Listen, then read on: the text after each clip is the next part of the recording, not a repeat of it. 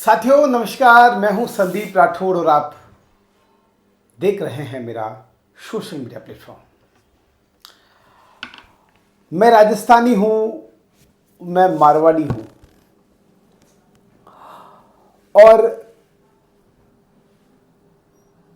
राजस्थानी भाषा की अस्मिता की बात कर लेते तो 1936 से एक संघर्ष बस इसलिए चल रहा है कि हम जिस प्रदेश में रह रहे हैं, जिस प्रदेश का नाम राजस्थान है, वहाँ की राजभाषा राजस्थानी होनी चाहिए।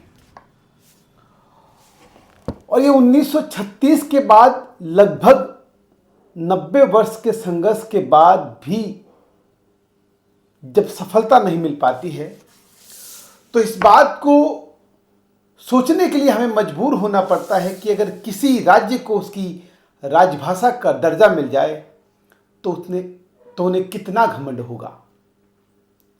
घमंड महाराष्ट्र को है, महाराष्ट्र के कुछ लोगों को है कि 1966 में महाराष्ट्र को मराठी राजभाषा की अनुमति मिल गई। ये संविधान की वही 8वीं अनुसूची है जिसमें राजस्थानी भाषा को दर्ज करवाने का संघर्ष हम कई सालों से कर रहे हैं। और महाराष्ट्र के जो संघर्षशील लोग हैं, उन्होंने 1966 में ही इस सफलता को अपने नाम कर दिया था। तो भला उन्हें अपनी भाषा पर गुमान क्यों नहीं होगा। ये कमजोरी उन संघर्ष करने वाले लोगों की नहीं है जो राजस्थानी भाषा को संविधान की 8वीं अनुसूची में दर्ज करवाने के लिए कई वर्षों से लगे हैं। ये कमजोरी उन राजनेताओं की है जो कहीं ना कहीं इस पूरी संघर्ष की कहानी में अपना अहम रोल अदा कर सकते हैं, लेकिन क्या पता क्यों उनकी नींद नहीं खुल रही है कि वो इस संघर्ष को समझ नहीं पा रहे हैं कि कोई अन्य राज्य अपनी भाषा का इतना गुमान कर रहा है कि वो इस प्रकार से किसी लोगों को, यानी महाराष्ट्र से में रह रहे अन्य राज्य के लोगों को इतना दबाव डाल रहा है कि वो मराठी बोलने के लिए मजबूर हो जाए। भला एक व्यक्ति अपने राज्य से किसी दूसरे राज्य में अपना जीवन यापन करने के लिए क्यों नहीं जाए, ये उसका अधिकार है।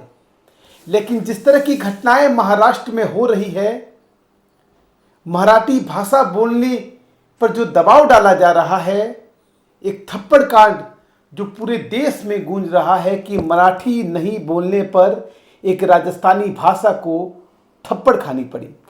और सिर्फ एक नहीं, ऐसी 7 थप्पड़ नंबर ऑफ काउंटिंग गिनी गई है जो राजस्थानी भाई ने खाई है मराठी नहीं बोलने पर। आक्रोश हम सभी में है, हम राजस्थान में बैठे हैं, लेकिन अगर हमें इस प्रकार की जरूरत महसूस होनी चाहिए कि हम उन लोगों के लिए लड़े कि आखिर एक राज्य अपनी भाषा की अस्मिता के लिए कितने सालों से लड़ रहा है, वो राज्य राजस्थान किसी अन्य राज्य में जाकर अपने जीवन यापन के लिए कुछ लोग लगे हुए हैं, वहाँ के लोग उनकी भाषा बोलने के लिए मजबूर कर रहे हैं। इन दोनों भाषाओं में तुलना नहीं कर रहे हैं, हम बताने की कोशिश कर रहे हैं कि जिस भाषा के लिए कितने वर्षों से संघर्ष कर रहा है, उसे आखिर अनुमति देता कौन है। उसे अनुमति वही देता है जिसे 1966 में मराठी भाषा को राजभाषा घोषित किया था। अब हम चल जाते हैं महाराष्ट्र के उस मीरा रोड में जहां ये घटना हुई। एक राजस्थानी भाई के साथ जो घटना हुई, पूरे देश में आक्रोश है। पूरे देश में रह रहे राजस्थानी भाइयों में आक्रोश है कि आखिर इस तरह की घटना कैसे हो सकती है उस राज्य में जहां संभव की भावना को सबसे पहले यानी प्राथमिक रूप से दिखाया गया है। राजस्थान के कई वर्चस्व वाले नेता जिनका महाराष्ट्र राज्य से बहुत बड़ा ताल्लुक है, क्योंकि एक बड़ी आबादी राजस्थान की महाराष्ट्र में रहती है, अपना जीवन यापन करती है। और कहीं न कहीं महाराष्ट्र सरकार को मजबूत करने में उन राजस्थानी भाइयों का भी बहुत बड़ा हाथ है। तो ऐसे में राजस्थान में उन वर्चस्व वाले नेताओं को अब जाग जाना चाहिए और यहाँ से कूच करना चाहिए महाराष्ट्र की ओर कि जिन राजस्थानी भाइयों के साथ इस तरह की घटनाएं हो रही है उनके साथ खड़े रहे। एक ऐसी संघर्ष समिति बननी चाहिए राजस्थान से उन प्रवासी राजस्थानियों के लिए कि अगर कोई व्यक्ति राजस्थानी प्रवासी को मजबूर कोई व्यक्ति करता है तो उनके साथ कड़ी न कड़ी कार्रवाई होनी चाहिए।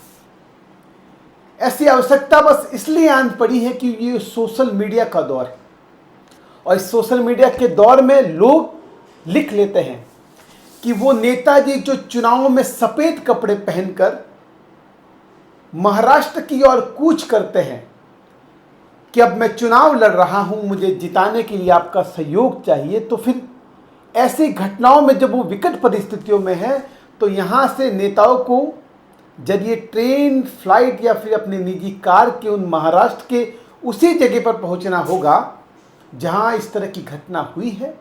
उन लोगों के साथ खड़ा होना पड़ेगा क्योंकि राजस्थानी भाषा को मान्यता दिलाने का संघर्ष कोई 1-2 वर्ष का नहीं है, वर्षों बीत गए हैं। तो मान्यता जब मिल जाएगी तब मिल जाएगी, लेकिन फिलहाल जो राजस्थानी भाई एक भाषा के लिए वहां पिट रहा है, आखिर उनकी रक्षा कौन करेगा। देखते हैं कि आने वाले दिनों में जिस तरह की घटना महाराष्ट्र में राजस्थानी भाई के साथ हुई है वो घटना दोहराई तो नहीं जाती।